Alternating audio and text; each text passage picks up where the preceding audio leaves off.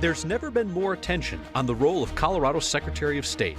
Election deniers and conspiracy theorists are questioning the foundation of our elections, and they're physically threatening the women and men who run them. Both candidates in this race have pushed back strongly against false claims of election rigging. Democratic Secretary of State Jena Griswold says she's improved an already solid voting system in Colorado, and she warns against partisan threats to elections. Republican challenger Pam Anderson says Griswold has made the office unnecessarily partisan and self-promoting when the goal should be safe and fair elections. They debate tonight on Next Presents, the race for Secretary of State. Thank you for joining us. Kyle Clark alongside Marshall Zellinger. Secretary of State Jena Griswold and Pam Anderson, thank you both for being here to share your views with the voters of Colorado. A note for all the folks watching at home, except for that introduction and in our conclusions and our debates, we don't refer to the candidates using their elected or educational titles. It will be you as voters who will determine on Election Day who should hold the title Secretary of State. And the candidates, they've agreed to a few ground rules in advance, 45 seconds to answer a question, continued discussion at our discretion, and a chance to ask each other a question or two as we continue to find out where you agree and disagree. Both of you are running on your records of making elections more secure and more accessible in your time as Secretary of State, in your time as the Jefferson County Clerk and head of the State Clerks Association. So let's begin with each of you talking to voters about what you personally have done to improve elections, and please just stick to your own accomplishments and not things that were done by others. Ms. Anderson. Well, as the Jefferson County Clerk and Recorder and as the elected nonpartisan City Clerk and Executive Director for the Clerks Association, I led with my bipartisan colleagues, culminating in 2013 with a bill that provided access, our model that we have today. I also won an award for my work on our risk-limiting audits, and I backed that up with paper ballots and supported those so that we can validate our elections are accurate with those paper ballots. Transparency is key with bipartisan public boards that certify that our elections are secure and accurate.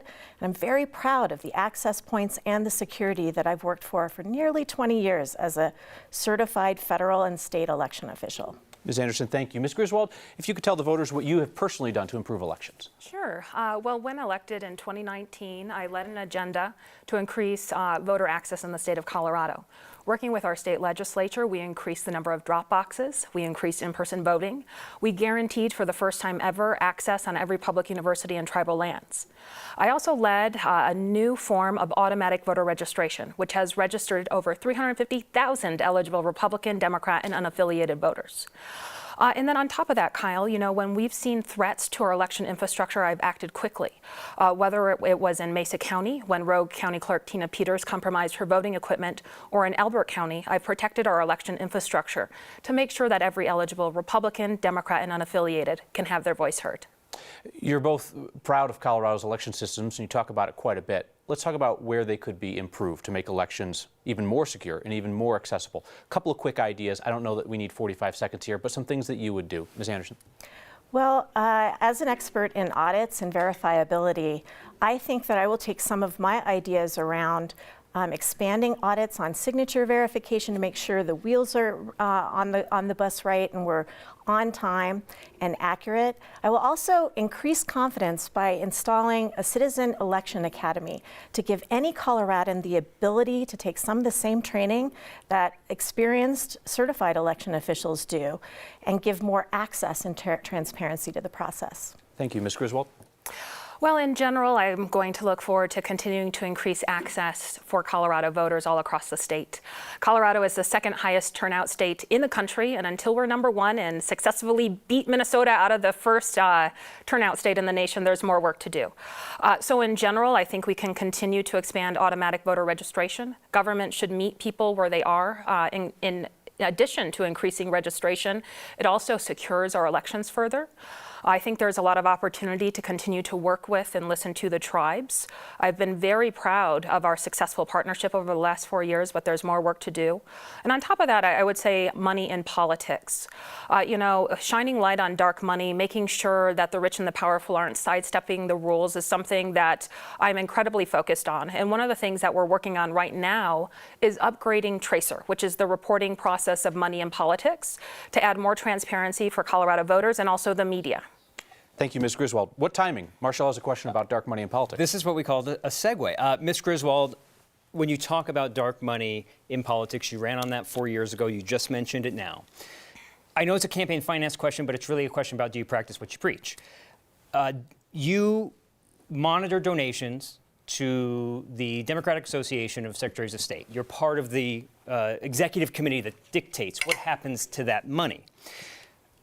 Can I see where every dollar that comes to that organization comes from, where it's spent, and how much has been used to support your race?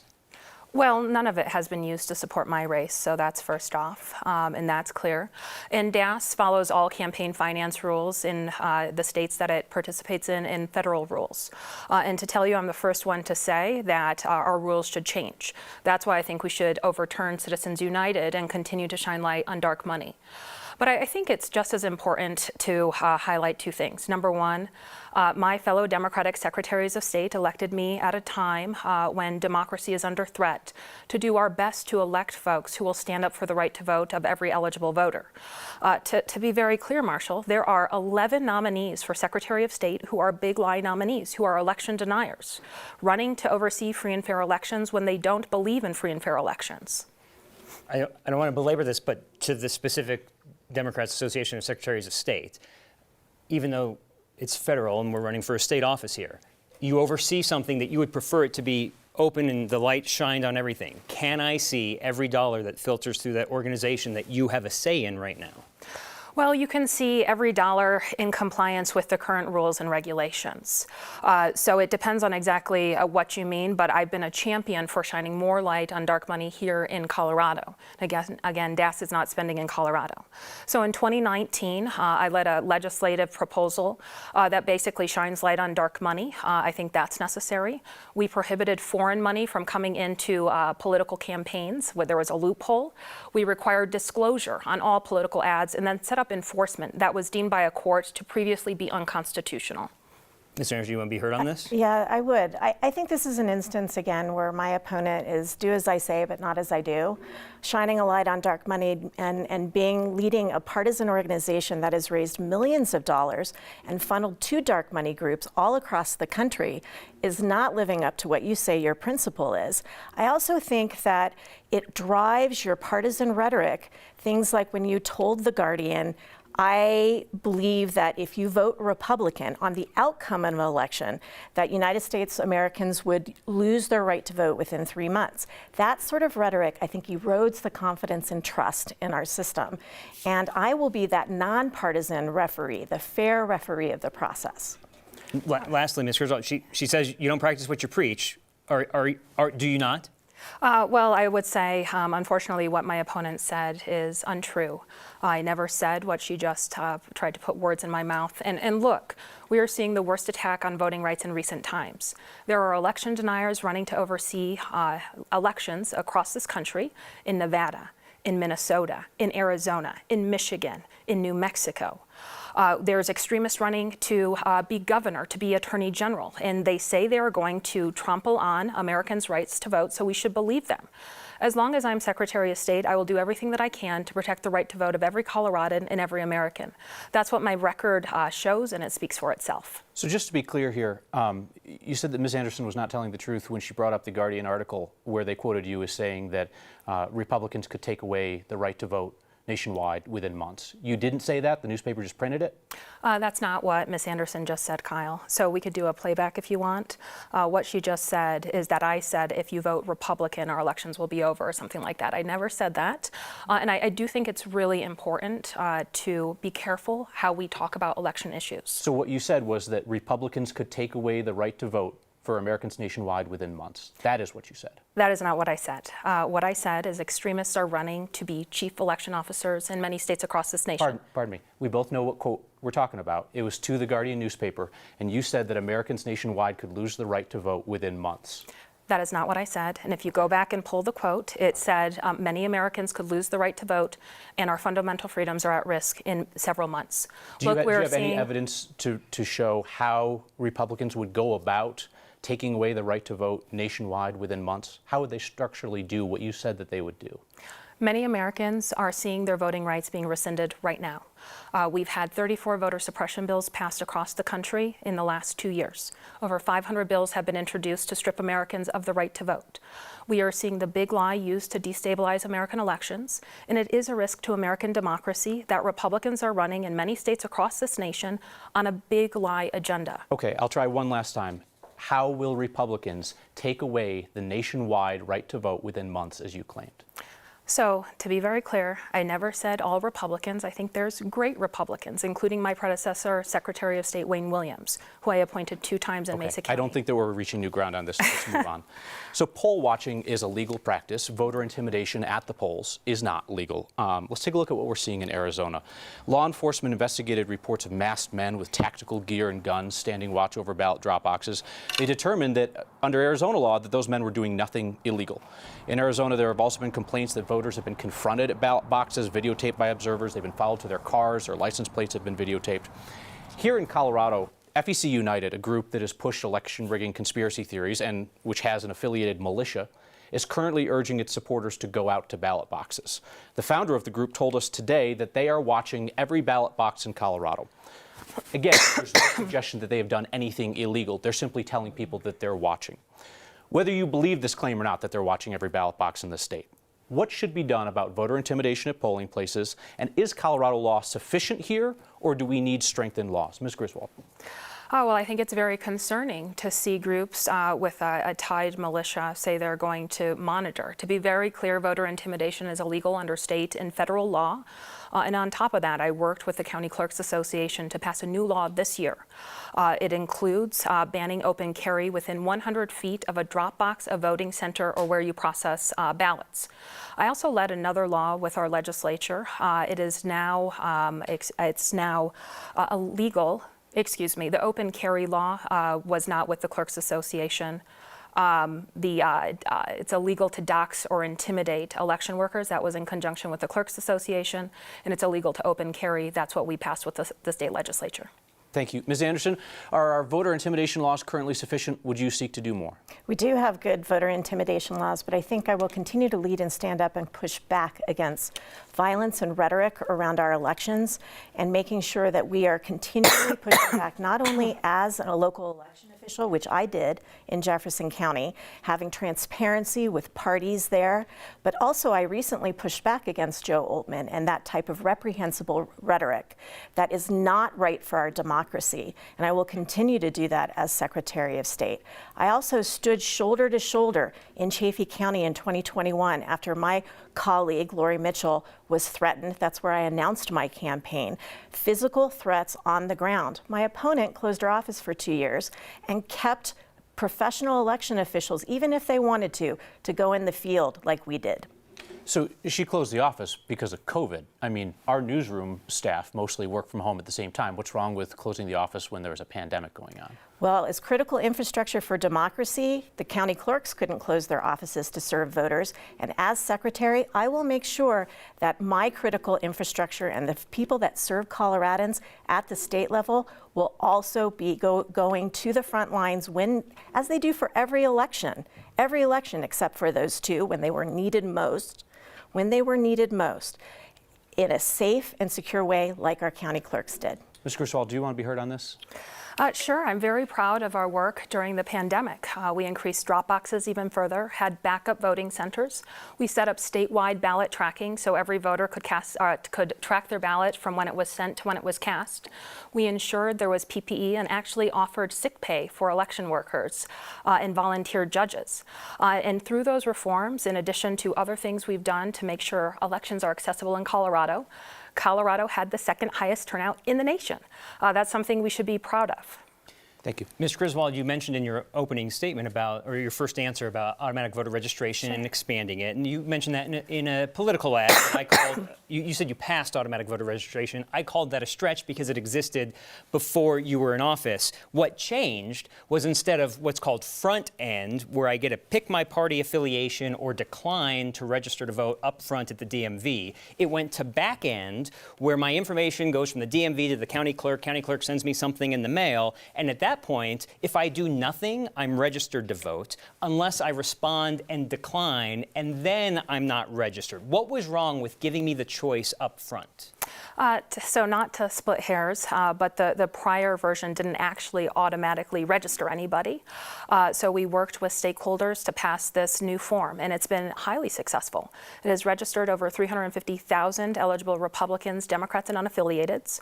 It actually went live before it could actually be used. It was in the middle of the pandemic when driver's license offices were not open. And as soon as it went live, we were seeing registration continue in a way that wasn't happening in other states. It's been so successful that the New York Times actually, in their rankings, increased our ranking to accessibility of registering to vote from 12 to 5. On top of that, it increases our security of the voter rolls because as people move, their ballots follow them to their new addresses.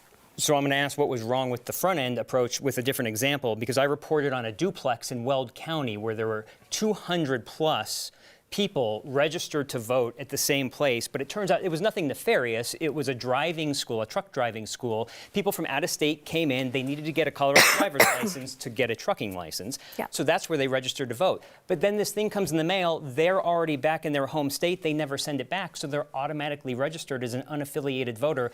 That seems to bloat the voter registration rolls, including some of those 350,000. So why is it helpful to bloat the rolls, and what was wrong with giving me the choice up front at the DMV to say, nope, I don't want to be registered?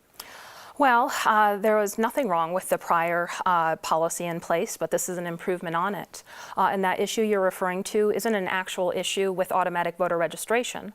That was an issue with a commercial driver's license office business using one address to erroneously register people for their driver's license. I don't have oversight over that. Of course, we, as you probably know, reported that to the Department of Revenue. So that's not a problem with automatic voter registration itself. And I'll tell you, even the Heritage Foundation, which is a conservative think tank, ranks Colorado as the #2 state for security of our voter registration systems. In a large part, that's because of automatic voter registration. The new program, by the way, also saves money because ballots go to the right person, and Coloradans don't have to jump through a million hoops if they move. Ms. Anderson, why shouldn't we get the system the way it is with back-end automatic voter registration? That way, I get a ballot. If I don't do anything and I don't want to vote and I forgot to send it back, I'm going to get a ballot in the mail. And I might see that and be like, oh, what's the, okay, I'll vote. In the other process, I might have said, nope, I don't want to be a registered voter, and I'll never get this ballot in the mail. What's wrong with getting ballots to more people? I actually really support getting ballots to more people through automatic voter registration. The thing that's wrong for Colorado is when we implemented it in 2018 under Wayne Williams on the opt-out, it was to create more efficiencies and make it easier for people versus bureaucratic government. I support that. What I do oppose is leaving the Colorado tradition of ignoring the issues that we see. They're not numerous, but they do erode confidence. If you forward an issue as a county clerk, like Weld County did, within a week of the 2019 bill, and nothing happens. My experience in working across the aisle, working with the agencies like the DMV, like the Department of Revenue, to solve the problems, to maintain the high level of confidence is what I'll do as Secretary of State. But you would keep it back end where something comes to me after the fact. I like the back end. It's much more efficient. It saves taxpayer monies, but we want to make sure that we're doing it well. And just to jump in, this has been something that I've had a hard time following my opponent's position on.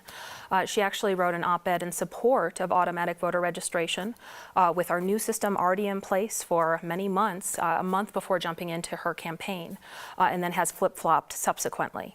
Coloradans will always know where I stand. I will stand in increasing our security, I'll stand in increasing our access to registration, and I'll stand in increasing access to casting the ballot all across the state. So I disagree with that. Sure, one last comment. I said it was wrong for Colorado to ignore issues because it doesn't fit your political dialogue. I think it's important for government to solve the problems when we identify them in an efficient, effective, and bipartisan way. Thank you both. Ms. Griswold, when you've been criticized as too partisan to be Secretary of State, you've said that protecting elections is about the truth, that it's not a partisan issue. And this race is an interesting test of that because your Republican opponent is not an election denier. She's one of the most forceful voices in the Republican Party against conspiracy theories. But yet, you've misleadingly suggested that to your supporters that you're running against an election denier. You've accused her of pandering to extremists. You basically painted her as a Trump-supporting MAGA Republican. Is that protecting elections, or is that just partisan? Well, that's untrue, Kyle. I know you're referencing an email that the campaign sent out several months ago, and it doesn't mention Pam Anderson. It mentions Tina Peters and Mike O'Donnell, two election deniers who were in the primary against Pam. And actually, I've said over and over again that my opponent is not an election denier. I've said that in front of her. I've said that to the media. And you also put some words in my mouth calling her a MAGA extremist. Again, I have never said that. I don't think she is a MAGA extremist. I do think it can be confusing to voters and to me that while Pam isn't an election denier, she campaigns and says she supports election deniers. I think that can be confusing. I think it was confusing in the primary how she said she would crack down on ballot harvesting, a conspiracy theory made popular by Donald Trump in the extremist movie 2000 Mules. Those are things that can confuse voters. Ms. Anderson, you in fact have campaigned alongside election deniers, including the Republican candidate for Lieutenant Governor, Danny Moore. But you recently criticized a scheduled event featuring Moore and fellow election denier FEC United's Joe Oltmann. You called him reprehensible. Can you explain to us why you are comfortable keeping company with some election deniers but not other election deniers? So I am a registered Republican, and a center point of my campaign is to go to voters where invited to push back on false, misleading information and conspiracy. It's been a real honor to go talk about my campaign for 10 minutes and then answer questions for an hour and 45 minutes. And I haven't seen my opponent doing that. 30-second spots saying, "Trust me, I'm your government," isn't going to get us through this. I have pushed back against President Trump, former President Trump, candidate President Trump, and anyone who seeks to mislead it. My opponent won't even stand up to her party when they spent millions of dollars propping up the candidate saying exactly what she says she hates. So I've done it when it's difficult. I will continue to do that against either party that misleads our voters. But I'm trying to understand the difference. Why will you literally stand shoulder to shoulder with the Republican Lieutenant Governor candidate Danny Moore, who's an election denier, but then another election denier, Joe Oltmann, you said that the two of them campaigning together was reprehensible. Where's the line? Actually, when Danny Moore was appointed by the governor candidate Heidi Ganahl, I said that I was disappointed in that appointment because of his comments. What I will continue to do is not wag my finger and lecture people about their questions, but talk to them. I don't think that if we vilify people with good conscience like voters, we should push back on candidates. I've reached out to all of them to provide information, opportunities to visit with county clerks, to learn more about elections, and I think that's made a difference. I will continue to run my own race, who I am, representing all voters, regardless, in a nonpartisan way, not dividing people and vilifying them. All right, thank you. Can I jump in here, Kyle? One last thought on this, yes, please. I just want to explain how dangerous this is to Colorado elections and why it's so personal to me. You know, the big lie is why Tina Peters breached her election infrastructure. The big lie is why the Chaffee County clerk works behind bulletproof glass. The big lie is why a man was just sentenced to 18 months in prison for threatening my life. This has real effects. These lies are destabilizing our democracy. And Coloradans can always expect from me never to campaign with election deniers, to stand up. If there's a Democratic election denier, I will stand up to them. If there's a Republican, I will stand up to them. Coloradans can also expect me to very clearly state I will never vote for someone trying to take away our right to vote. That's another distinction between my opponent and me. She refuses to say that she will not support Donald Trump if he runs again. Is that the case? That is absolutely false. I've said as a principled election official that I won't tell you who I will vote for, but I will continue to push back. I will also tell you that there is no nuance for me, ever, on this issue. And this misleading rhetoric from my opponent, who, by the way, did send out a campaign email within minutes of me winning a primary, trying to link me to this, which is not true. It's misleading and false, which is incredibly ironic considering you spent $1.1 million of taxpayer money this summer against misleading information. All right, thank you. This question is actually kind of related. Given how politically charged election administration is now, what is the good argument for having partisans run elections in Colorado? I get that it's the law, okay, but is it smart to have partisans run elections in our state? Ms. Griswold. Well, it is the law. It's our constitutional law. And I think it's important that elected officials are accountable to voters. There are now two big lie to election denier Secretary of State in the United States. They're in Texas and Florida. They're both appointed.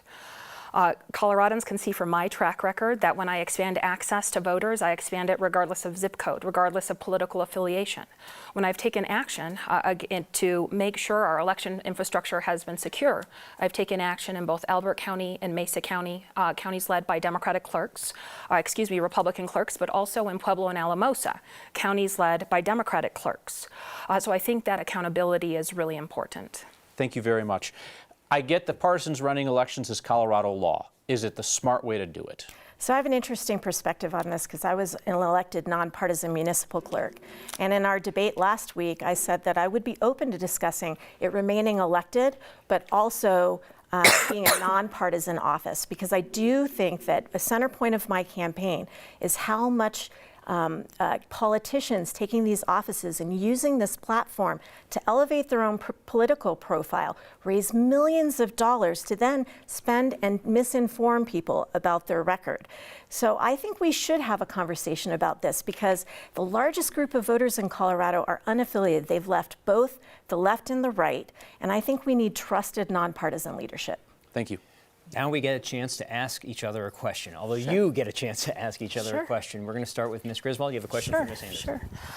Sure. Well, Pam, in 2019, I worked with our legislature to lead a law that increased drop boxes. It guaranteed access on public universities and tribal lands. It increased in-person voting. And in 2019, you testified against the bill and you tried to kill it. I'm wondering if, in retrospect, you think those actions were wrong. See, there you go again, Jena, misleading people about my record. As the executive director of the County Clerks Association, my opponent dropped a bill that no election official in the state had seen, that cost millions and millions of dollars and could not be implemented. 61 of the county clerks across the state opposed the bill, and it was my job to go to the table and also work with the legislature, who then funded part of that bill, adapted it and amended it in order for it to be workable so that the county clerks then didn't oppose it. I will continue to work across the aisle in the light of day for legislation for all voters, and I don't oppose access for voters, as my record proves. Ms. Anderson, your question for Ms. Griswold. So over the summer, Jena, you spent $1.1 million of public money against mis and disinformation, and I agree with the message. I don't agree with the messenger, given you and my friend and colleague who's endorsing me, Wayne Williams, was featured in the ad as candidates. You say you are a trusted election official, and yet you lead a partisan group that funnels dark money to states in a partisan way. You remained silent when millions of dollars was spent in the Republican primary against candidates, propping up candidates against things that you say you abhor. You sent a postcard to 30,000 non-citizens, and instead of taking accountability, you took your name and the seal off of the correction postcard to protect your profile. Ms. Anderson, questions have question marks at the end. If you're reelected, what will you do to assure that you can be trusted when it seems your only filter is your political career? Okay, doozy of a question there, 45 seconds. So first off, I disagree with propping up election deniers. And if you didn't hear from me on that, it's because you didn't ask. I've said that over and over. I don't think that's good for democracy. When it comes to disinformation and combating disinformation, I'm very proud of Colorado's leadership role.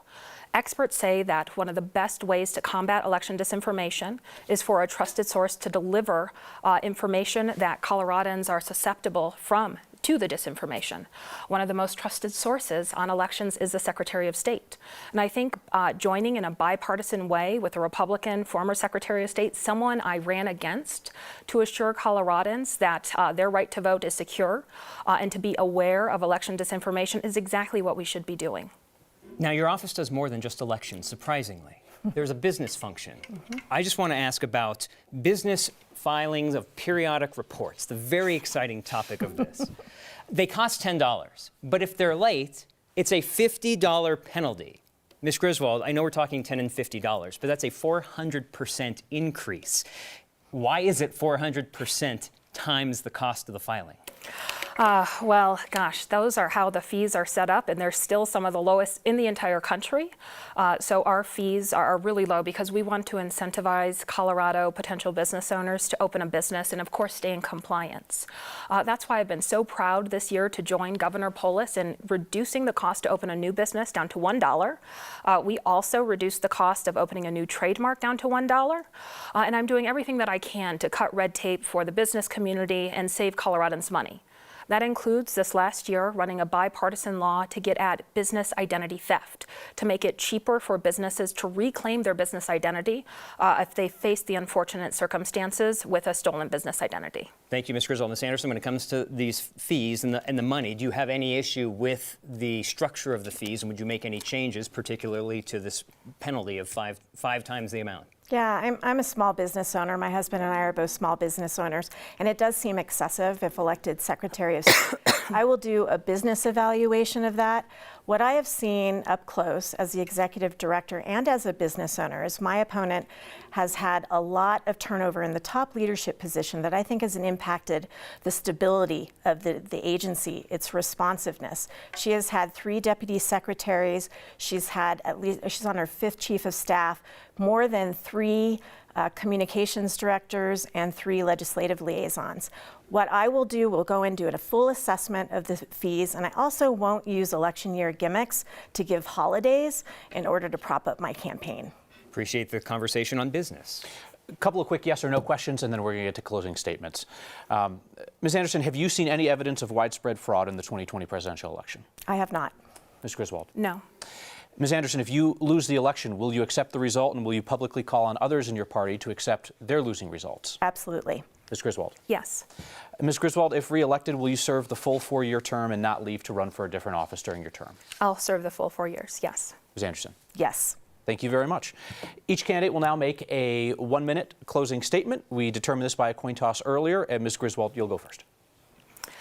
As Secretary of State, I've been a champion to increasing access to Colorado voters. We've increased drop boxes by 65%, set up automatic voter registration, which led to over 350,000 eligible Republicans, Democrat, and unaffiliated voters casting a ballot. We also guaranteed access on public universities and tribal lands. And when the pandemic hit, we got to work to make sure that Colorado voters had the access that they need, and all of it combined led to Colorado having the 2nd highest turnout in the nation. When elected to a 2nd term, I plan to continue to open up access, like I mentioned, until we're the first state in the country for voter turnout. There's more work to do. And I think, unfortunately, we're going to continue to see disinformation, threats against election workers, threats against our election infrastructure. And I will continue to act decisively. An example is in Mesa County. I acted decisively when the rogue county clerk tried to compromise her own voting equipment, and even appointed my 2018 Republican opponent to oversee the county. As long as I'm Secretary of State, I'll make sure that every eligible voter, regardless of zip code, can have their voice heard in free and fair elections. Thank you. Ms. Anderson? Thank you. As your next Secretary of State, I will bring my small business background. As well as my experience of 20 years as an election administrator to restore professionalism and stable leadership and trusted leadership to the office. I will restore confidence by doubling down on our American values for a fair referee for free, fair, and accurate elections. I will also stand and continue to stand like I have for 20 years for the truth and a nonpartisan, fair way against any mis or disinformation or those that seek to hurt our democracy. It's why I was proud to be featured on the cover of Time magazine this month as a defender of democracy, and for my nonpartisan leadership endorsed by over 40 state and local election heroes across our state that have supported my campaign. I believe that the Secretary of State's office is a destination, not a stepping stone. Democracy is my life's work. I hope you can vote for me. Thank you very much. Secretary of State Jena Griswold, Pam Anderson, thank you for a respectful conversation about where you agree and disagree. This is the 5th in an unprecedented series of 6 debates being televised on 9 News this election year. I think you should win a prize if you watch them all. On Friday, you'll get to see Democratic Senator Michael Bennet and his Republican challenger Joe O'Dea debate here on 9 News. That's at 7 p.m. If you would like to see this debate in full, or see any of our debates in our most closely contested races in Congress or for state treasurer, attorney general, text the word debate to 303-871-1491. Do that and we'll send you links where you can catch up on this entire debate and see the others. You can also watch all the debates on 9 News Plus. For Marshall Zellinger and our whole team at 9 News, I'm Kyle Clark. Thanks for watching.